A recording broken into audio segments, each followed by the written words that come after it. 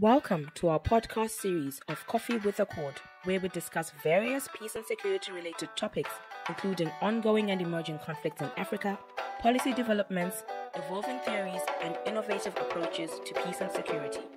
Our guests are conflict resolution practitioners, experienced mediators, and policymakers within the peace and security landscape. Enjoy this episode and feel free to leave your comments. Coffee with a Chord is published by the African Center for the Constructive Resolution of Disputes.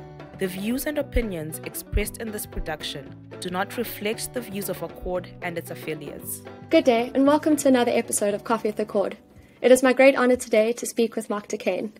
Moctar is from Mali, a country that in the past decade has been racked with socio-economic and political instability, as well as security threats. Factors such as weak governance, weak civil society, and marginalisation of communities in the north are all contributing factors. Moctar will help us unpack the complexity of the situation in Mali in general, and also specifically look into the role of youth in peace and security within the country. But before we get to the discussion, please sit back, grab a cup of coffee, and enjoy this clip, which will help provide a bit of context for our upcoming discussion.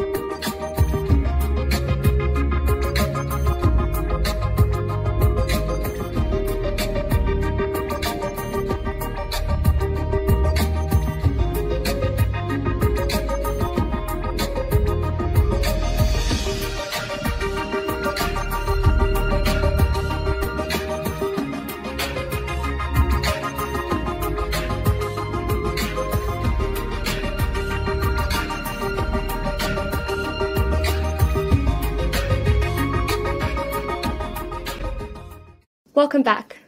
Let me introduce you to today's guest, Moctar Kane. Moctar is also the country manager for the Global Community Engagement and Resilience Fund, which covers the Somalia and Sahel region. Moctar, let's get right in it. As a West African Union Youth Ambassador for Peace, tell us a little bit about your journey of how you got there and what this role entailed. Thank you, Savannah. Thank you for having me here. Being appointed the African Union Youth Ambassador for Peace for West Africa has been an immense privilege, opportunity, and more importantly, responsibility. In a role, I had the privilege to represent and convey the messages of the ambitious and resolute generation of young West Africans from the 15 ECOWAS countries, the opportunity to address and engage our decision makers and on some of the pressing issues facing my sisters and brothers in the region, and lastly, the immense responsibility to advocate and promote our perspective and aspiration in policy and agendas setting platforms with a view to foster meaningful engagement and dialogue on all spheres of the decision makers' policy environment. Indeed, I'm sure it has been a great honor, and I know as the outgoing IUP, you have lots to pass on in terms of the baton to the next West Africa representative. And Moctar, coming from a country like Mali, that in the past decade has experienced great instability as well as regional spillover effects in the conflict. Could you tell us a little bit more about how this might have impacted youth within the country? This is quite an important question, Savannah. And to understand how the instability affects the youth in Mali is almost a must to see the different side of this instability. There are at least 6 core conflicts that make this instability today in in Mali. The first one is an expanding violent extremism. And again, I'm taking from the most recent aspect to all the way to the very, erstwhile, long-standing aspect. The first one is expanding violent extremism, as we know, has now is focusing on the Nkgadima region as the epicenter of it, but now is expanding towards coastal states and now encroaching more on also West African youth in these areas. The second aspect is the flourishing serious organized crime, and that just goes beyond Mali as well. Has also seen, for instance, extremist group and various other transnational crime gets supplies from coastal countries such as Cote d'Ivoire, Ghana, including Togo as well. So the list goes on. The third aspect is a growing inter-ethnic conflict, and that growing inter-ethnic conflict has in fact destabilized and again fractured the social contract, not just between communities and states, but equally within communities themselves. And the fourth conflict is the Secessionist Rebellion. And that's something that's quite very important that we should not forget at all, Savannah, because it was that very Secessionist Rebellion in the first place that in fact triggered the international response to the crisis in Mali and formally kicked off the kind of alliance building with extremist group at a scale in which we have seen. Another aspect of it, which is the fifth conflict, Savannah, is the climate change pressures. Mali today, over the past, let's say, 2 decades or 3 decades, has lost 2/3 of its urban land due to climate change aspect. But why you've been losing this urban land, which means that you have decreasing grazing land, but at the same time you have demographic pressures. Mali is just above Niger when it comes to fertility rate, as well as the population demographic in this area.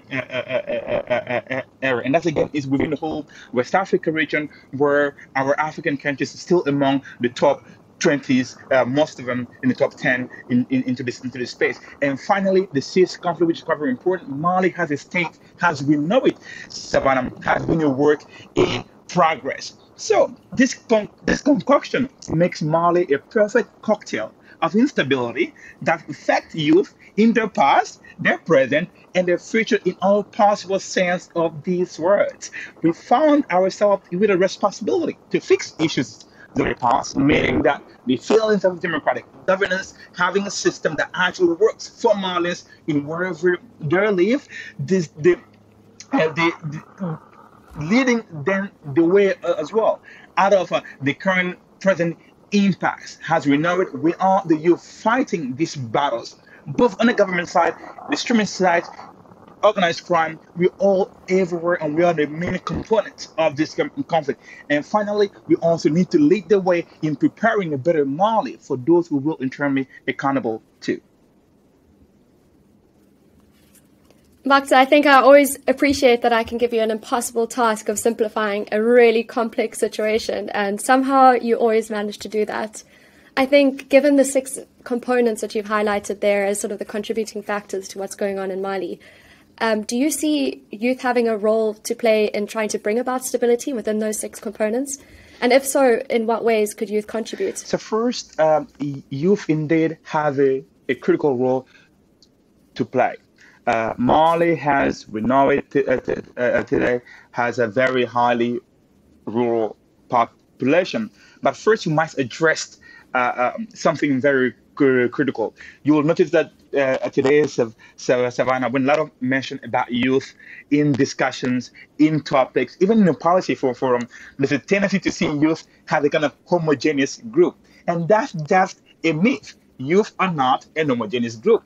If you take from it, from the policy circle, you probably already heard about the youth proteges. Those were seen as kind of being groomed into the next leader. But at what cost? At what expense? Ideologically, in terms of vision-wise. I think that's the very first aspect is that youth will have to create a united front, which means creating dialogues among themselves. And that's something that is quite very important. As we speak today, Savannah, there are different versions of Mali. Like we're talking here about the Mali of the rural youth, the Mali of the urban youth, the Mali of the semi-urban youth, and also the Mali of the youth in refugee camps in Mali, as well as outside of Mali. I mean, like in IDP camps in Mali, but as well as in refugee camps outside of Mali. So we have different worlds of Mali, different definitions of Mali, different side of Mali, and different ways of seeing the changes in Mali.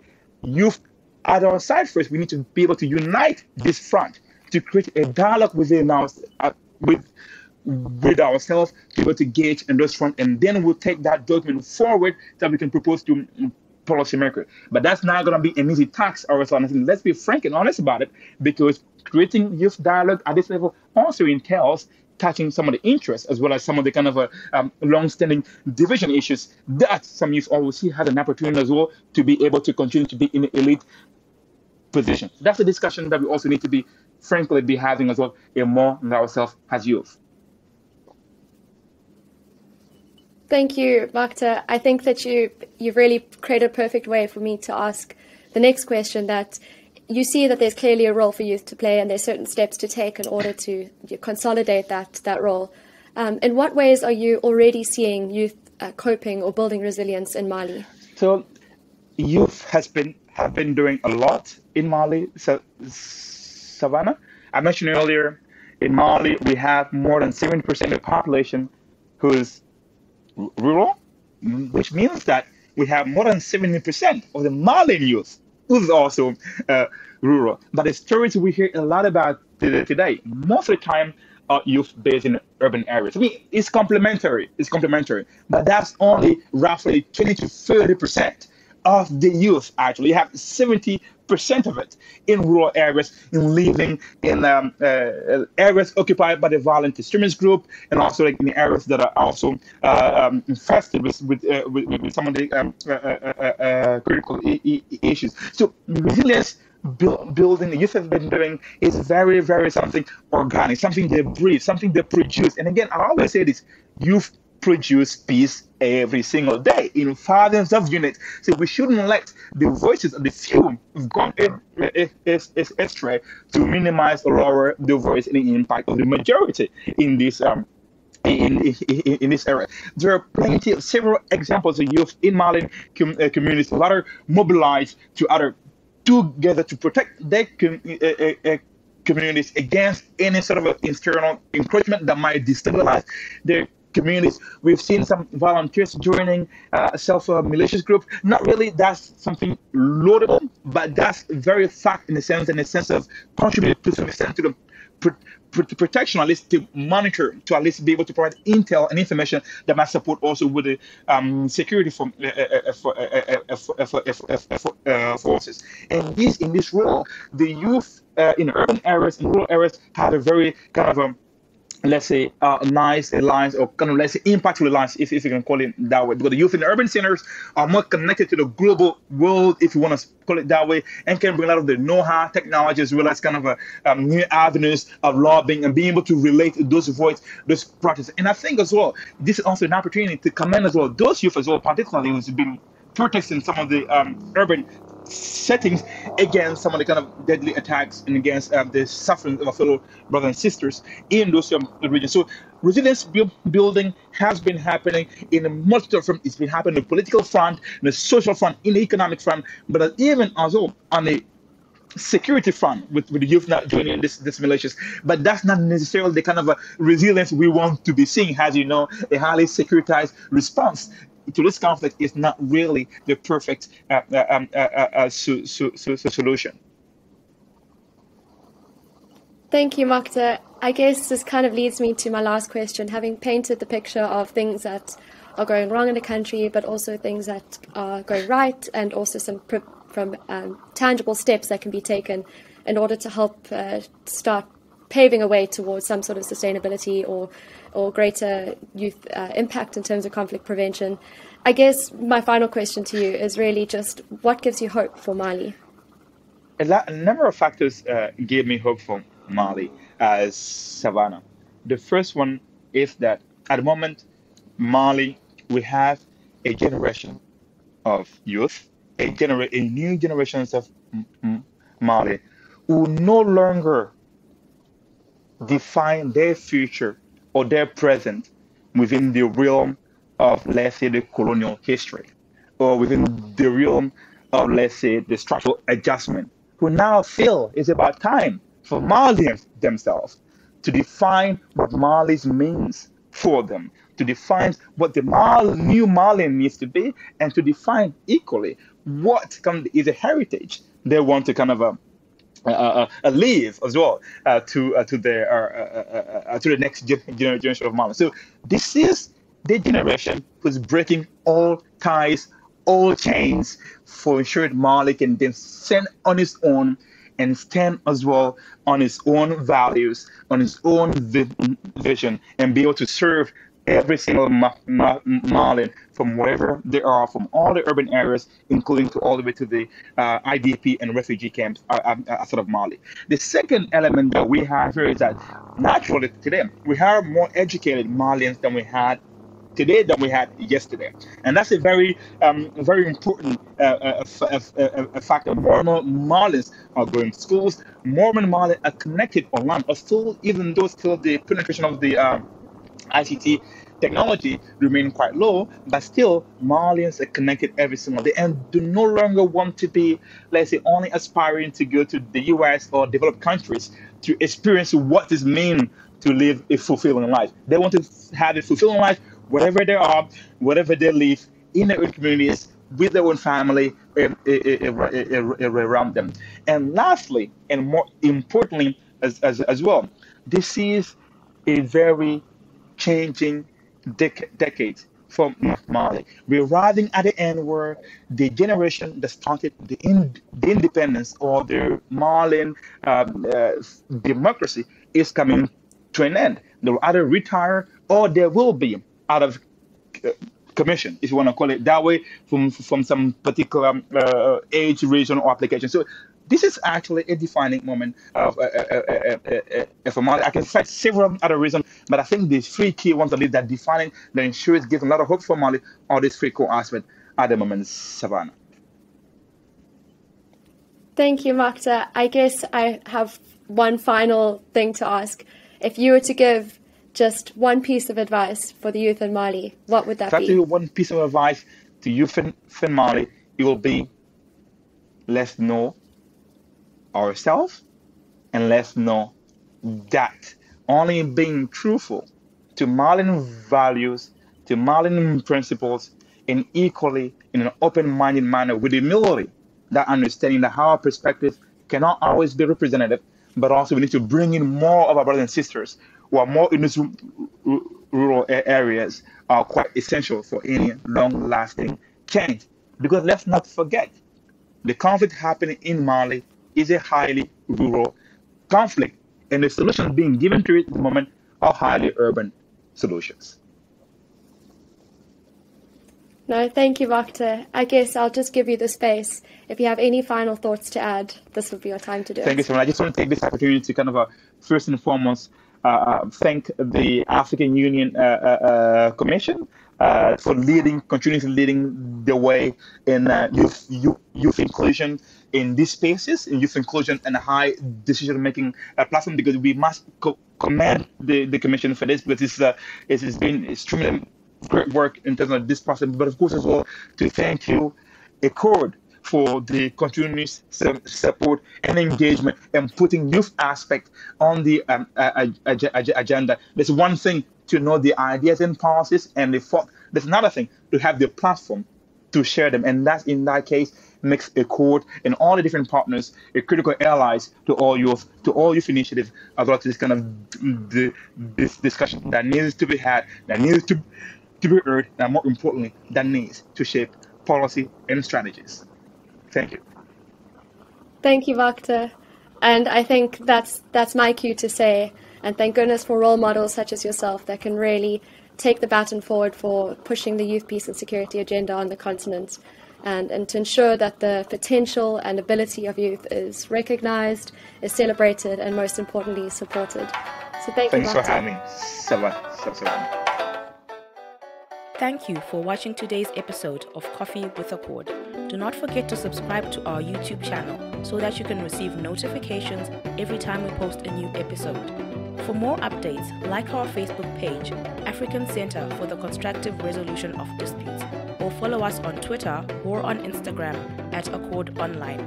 To learn more about Accord, visit our website www.accord.org.za.